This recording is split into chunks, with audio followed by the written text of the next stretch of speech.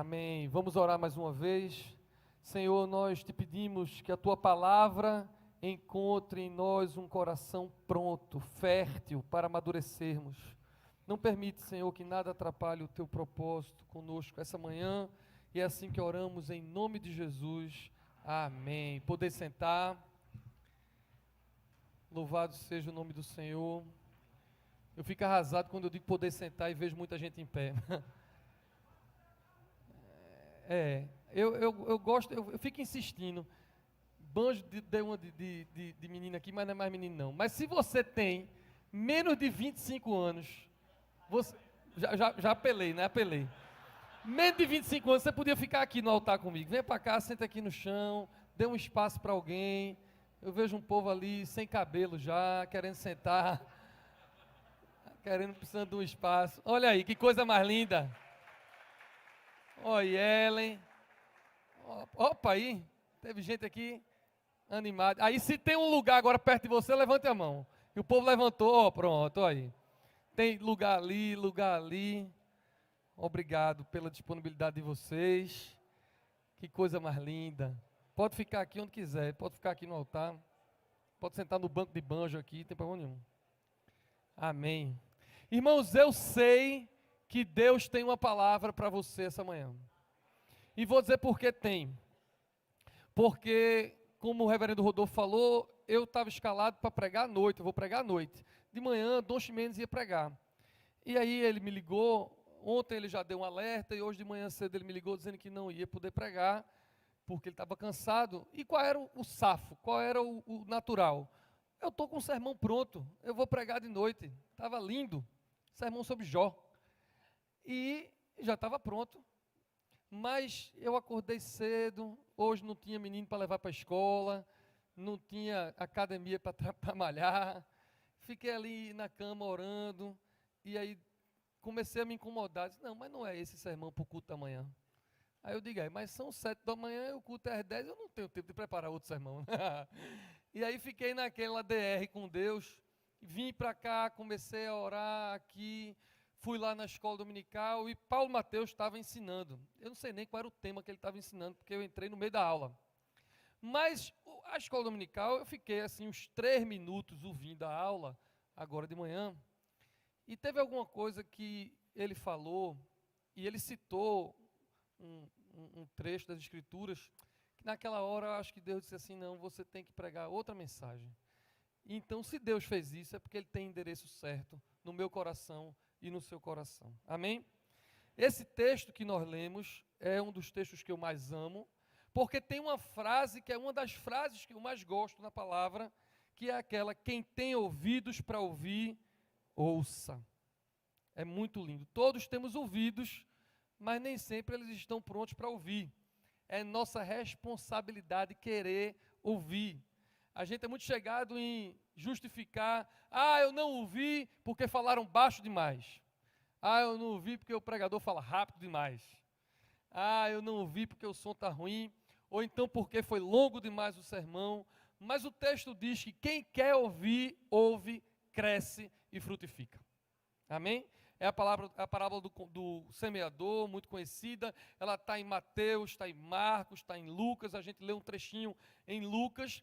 E é uma parábola bacana porque Jesus conta essa parábola e, diferente de algumas outras, nessa ele também já dá a explicação. Ele já diz o que é que significa. E é muito simples. Uma grande multidão seguia Jesus. Uma grande multidão. E a história todos vocês lembram ou já entenderam. Tinham 4 tipos de solo que o semeador saiu para semear.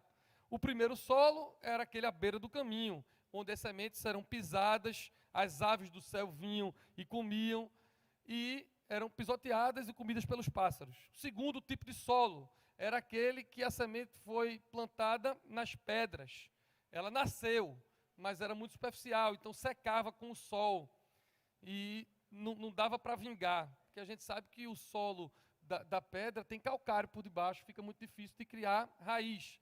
O terceiro solo era o solo infestado por ervas daninhas e por espinhos. As ervas sugavam todos os nutrientes daquela semente, sufocavam, os espinhos sufocavam aquilo que estava sendo plantado. E por último, o solo fértil. Sementes que florescem, raízes firmes, longe dos pássaros, que normalmente dão frutos. E aí chega o ponto da parábola que eu quero me apegar. O versículo 9 que nós lemos. Os discípulos perguntam: que parábola é essa? Nesse mesmo texto no Evangelho de Marcos, Marcos diz assim, que quando Jesus ficou sozinho com os 12 e alguns outros, eles então pediram a explicação. E eu queria que você notasse isso.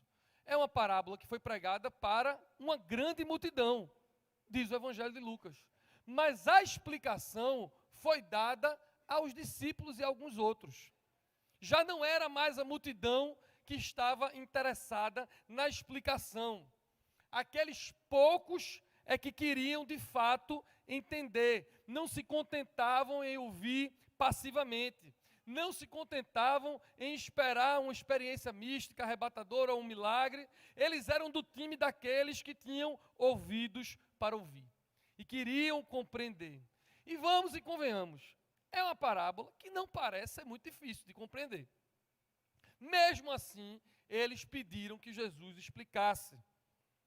E é uma parábola que, quando Jesus começa a explicar, ele não diz quem é o semeador, diferente de outras parábolas que ele diz, mas aqui, quem é o semeador não importa, a ênfase não está no método de semear, a ênfase não está na qualidade da semente, tudo gira em torno do tipo de solo. E aí ele explica a parábola. Começando no versículo 11, ele diz que a semente é a palavra de Deus. E o versículo 12 diz que os que estão pelo caminho, a primeiro solo, ouvem a palavra de Deus, mas o diabo vem e tira a palavra do coração. Isso foi Jesus que explicou. Está claro que o solo é o nosso coração, o coração humano, para onde a palavra é semeada. Sendo que Jesus disse que haveria um tipo de ouvinte, um tipo de coração indiferente, disperso, suscetível ao roubo, gente que parece que não tem problema, parece que não tem pecado, não precisa da graça de Deus, não precisa do Cordeiro de Deus que tira o pecado do mundo, que às vezes vem para uma igreja ou assiste um sermão online para preencher uma lacuna existencial, gente que pode vir para a igreja por 10, 20, 30 anos, mas a mensagem nunca é para ela, é sempre para alguém que não está aqui. Gente que o evangelho nunca a incomoda, que vir para o domingo no culto resolve o seu problema espiritual. Gente para quem o conteúdo pouco importa, se tiver um pregador eloquente, se tiver uma música bacana, se o ar-condicionado estiver funcionando, está resolvido.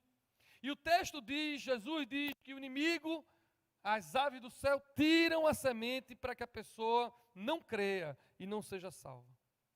Mas aqui, enquanto nós lançamos a semente essa manhã, o inimigo não tem vez. Ao contrário, os anjos do Senhor estão cuidando para que todos os nossos corações recebam a palavra do Senhor. Amém? E aí o versículo 13 diz, o que estão sobre a pedra ouvem, recebem com alegria, mas não têm raiz. E na hora da tentação se desviam. E eu só me lembro, reverendo Pablo, dos homens e mulheres que saem dos cursilhos, ou reverendo Técio, dos homens e mulheres que saem do encontro de casais, dos encontros de jovens, que às vezes tem um entusiasmo muito grande, uma emoção muito grande quando sai de um evento como aquele, mas quando a vida aperta, quando o desejo do pecado chega, quando a perseguição aparece, ou quando o negócio quebra, não aguenta, se desvia. Esse solo, muitas vezes, é um coração superficial, que se baseia apenas na emoção. E não se engane, eu não sou contra a emoção, eu entendo que somos corpo, alma, espírito, e crer é também pensar, mas é também ter emoção, mas tem gente que fica só naquela emoção de um evento, de uma experiência que teve, mas que não tem perseverança. Essas pessoas parecem que para elas houve uma adesão, mas não uma conversão real. A semente brota e às vezes aparenta que vai dar certo. Aparenta que vai crescer. Você vê aqui nos cultos de revisão, não tem nada mais lindo do que um culto de revisão de cursilho. Nada é mais bonito do que um culto de revisão de cursilho. Um culto de revisão do encontro de casais é a coisa mais linda do mundo, porque aparenta que todas aquelas sementes vão frutificar, porque todo mundo está muito animado, mas muitas sementes morrem, porque a raiz não aguenta, não foi profundo, não alimenta. Quando chega o sol, ela não tem de onde se nutrir. E por outro lado, também eu preciso dizer que nem sempre a semente vai brotar rápido. Eu me encontro com esposas que oram pelos maridos, maridos que oram pelas esposas, pais que oram pelos filhos, filhos que oram pelos pais, e eles dizem a nós, pastores, com frequência nós ouvimos isso: mas olha, ele fez o concílio, mas ainda não entendeu. Ele fez o encontro de casais, mas ainda não entendeu. Ah, meu filho fez o realidade, mas ainda não entendeu. E para todos eles eu digo: calma.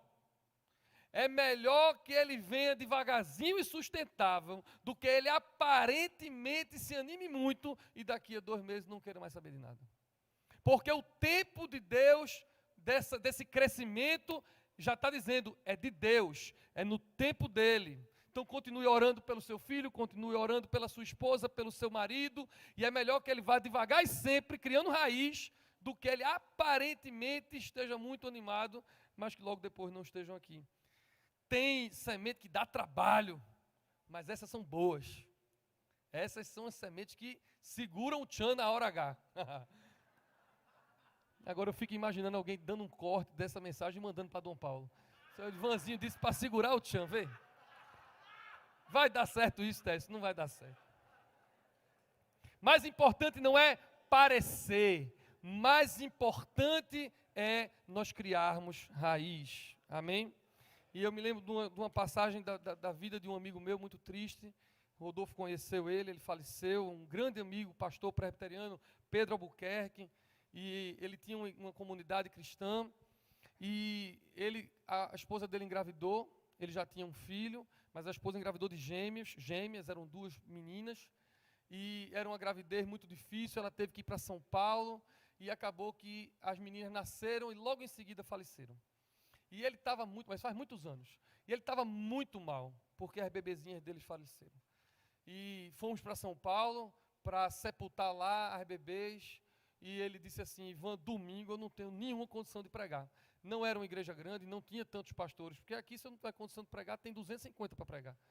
Né? Mas lá na dele só tinha ele. E aí ele disse: você, por favor, pregue os próximos 2 domingos, porque eu não tenho condição nenhuma de pregar. E assim eu fiz. Eu preguei num domingo, no outro ele voltou de São Paulo, ele foi para o culto, mas ele disse: eu não tenho condição de pregar, você prega, eu vou estar lá. Sendo que a igreja queria muito abraçar ele, imagina, abraçar o pastor que estava chorando. E aí eu preguei, quando terminou, que o culto estava terminando, na hora da bênção final, ele disse: eu vou dar uma palavra. E a igreja ficou então assim, olhando, me lembro demais, eu estava ali na primeira fila olhando para ele, e ele com muita dificuldade pegou o microfone, muito triste, muito arrasado, e ele disse que tinha sepultado suas filhas recém-nascidas, que a sua fé estava abalada, que ele não entendia tantas coisas e por que Deus tinha permitido que isso acontecesse. E ele usou uma expressão que eu nunca mais vou esquecer e que tem a ver com o tipo de semente que foi plantada no coração dele e o tipo de semente que Deus está plantando no meu coração e no seu coração hoje. Ele disse assim, ele disse para a igreja dele: eu sou uma árvore e nesses últimos dias o vento me balançou e eu perdi folhas e eu perdi galhos, mas o meu tronco está firme, porque as minhas raízes estão em Cristo. Eu sei em quem eu tenho crido. Eu vou continuar sofrendo um tempo, mas eu sei em quem eu tenho crido. Nunca mais eu esqueci disso. Naquele dia de dor, ele disse que havia raízes na sua espiritualidade, uma semente que criou raízes. E aí vem o versículo 14 e diz assim: os que foram plantados entre os espinhos, Jesus dizendo que são aqueles que ouvem, mas depois a palavra é sufocada pelos cuidados e as riquezas da vida. É o coração que é fértil, mas Deus não é a prioridade. Marcos, contando essa história, diz que a palavra de Deus concorre com a ambição, a riqueza e os cuidados do mundo. Crescem junto com a erva e com os espinhos. A vontade de ser de Deus, mas também a vontade de ambição, de riqueza, de poder do mundo. Tem gente que dá mais importância à novela, à série, ao futebol, e Deus tenha misericórdia do Náutico, e eu não quero nenhum rubro-negro tirando onda de mim. O tricolor feito Rodolfo não pode tirar onda, que é a série D. E os rubro-negros também não podem tirar onda. Mas tem gente que dá mais valor a essas coisas, tem gente que dá mais valor a tudo do que a espiritualidade, ou seja, crescer e enraizar concorre com o entretenimento. Crescer e enraizar concorre com os prazeres da vida. E eu sou um camarada que gosta dos prazeres da vida. Tem nada que eu goste mais do que uma praia, um dominó e um churrasco. E ontem eu tive uma alegria. Nós temos uma comunidade na nossa diocese que é Enseada dos Corais. E o pastor dizendo, tu tem que ir pregar lá na igreja, tu tem que ir pregar lá na igreja, e eu com a agenda apertada, que não tem tempo para nada, e ele, tu tem que ir, a minha liderança precisa fazer uma reunião com o senhor, e tu tem que pregar na igreja. Eu disse, então tem que fazer tudo num dia só. Eu me reúno com a liderança num dia, prego no mesmo dia, eu vou para a Enseada e resolvo tudo. Aí fui com o coração na mão, cheio de coisa para fazer, Paulo em casa, e eu fui para a reunião, crente que eu ia para uma reunião de liderança e depois pregar na igreja. Mas quando eu cheguei, a reunião de liderança era regada a churrasco. Na beira da praia, com uma mesa de dominó. E o Deão teve que sair daqui para dar um pau no povo de Enseada dos Corais. Vamos perder tudinho. Adorei. Eu gosto desses prazeres da vida. Eu gosto de assistir um jogo de futebol, eu gosto de ir para a praia, eu gosto de comer. Todo mundo sabe que eu gosto. Não tem problema com prazer, não tem problema com viver bem. O problema é quando isso vem na frente da minha vontade de enraizar e querer ser parecido com Jesus. A nossa semente é uma semente que precisa ser prioritária. Ela não pode crescer com ao mesmo tempo ter vontade de ficar rico, com ao mesmo tempo ter vontade de ter poder, com ao mesmo tempo ter vontade de ter fama. Não dá. A prioridade tem que ser Jesus. É para quem a glória do mundo não pode ser nem perto da glória de Deus. Nós queremos a glória de Deus aqui nessa igreja. Amém? A promessa de felicidade que o mundo fornece, que o dinheiro dá, que o sexo dá, que o poder dá, nunca vai entregar o que promete. Promete algo que não vai dar, que só dá o Senhor Jesus. Amém? E tem gente que concorre porque não está firme, não decidiu ainda, não entendeu ainda que só Deus pode lhe dar felicidade. Só Deus pode lhe preencher completamente. Aí quando a pessoa não sabe que só Deus pode, aí ela acende uma vela para Deus e acende vela para outros lugares, porque ela quer atirar de muito jeito para ver se um dá certo. E eu me lembro de uma história que Dom Paulo que conta, eu conto isso no cursilho também, mas que eu acho interessante. É o povo que gosta de pregar nos hospitais, né? Você sabe que a gente tem um ministério de capelania, que vai pregar nos hospitais, pessoas que não podem vir para a igreja, e a gente leva a Eucaristia, ora pelas pessoas que estão doentes nas UTIs. E esse povo é bem fervoroso, né? Sobretudo quando pega algum doente que não conhece a Jesus, eles pregam para o povo se entregar no leito de morte a Jesus, feito aquele ladrão na cruz, na hora H, entregou a vida a Jesus. Então, tinha um missionário muito fervoroso pregando, e tinha um velhinho, rapaz, assim, já nas últimas, assim, para morrer.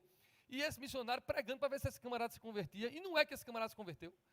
O velhinho disse, eu aceito Jesus. Meu amigo, esse missionário fez uma festa, ligou para o pastor e come orar para agradecer, porque o camarada entregou a vida a Jesus. Aí ele virou para o velhinho e disse assim, olha, pronto, você está pronto para ser batizado. O senhor quer ser batizado? Ele, claro, quero ser batizado. Aí foi atrás de um pedaço de água, uma bacia, alguma coisa, para batizar o velhinho no leito de morte, o velhinho animado, ele feliz da vida, a igreja saltitando. E aí, quando ele chegou para batizar, aí ele fez as perguntas que Tess fez aqui agora no batismo. E uma das perguntas é, você renuncia ao mal, né? Aí quando ele disse, você renuncia a Satanás? Aí o velhinho, não, renuncio não. Aí, mas pera aí, tu não acabaste de se converter, tu não disseste que quer ser batizado. Aí ele fez, mas essa hora não é hora de arrumar inimigo, né? Não é hora para isso. Vocês estão rindo, é para rir mesmo, mas tem gente que é assim, viu? Tem gente que não diz isso, tem gente que conscientemente não diz isso, mas vive uma fé assim. achando que vem para cá para receber uma bênção de Deus, para receber um milagre, vai para um evento desse da igreja, mas vive acendendo vela para todo mundo achando que vai ser feliz de qualquer jeito. E esse povo não dá fruto, porque a fascinação de outros caminhos são maiores do que a vontade de crescer. Note que alguns até dão fruto, segundo a parábola, mas esse fruto é sufocado. É um fruto que não tem perfeição. E finalmente, para encerrar, versículo 15, é o último solo, o solo que está em boa terra. Nesses corações, a terra, a semente penetra. Tem sol? Tem, igual o outro da pedra. Tem chuva, mas essa semente que entra num coração desse jeito, ninguém rouba.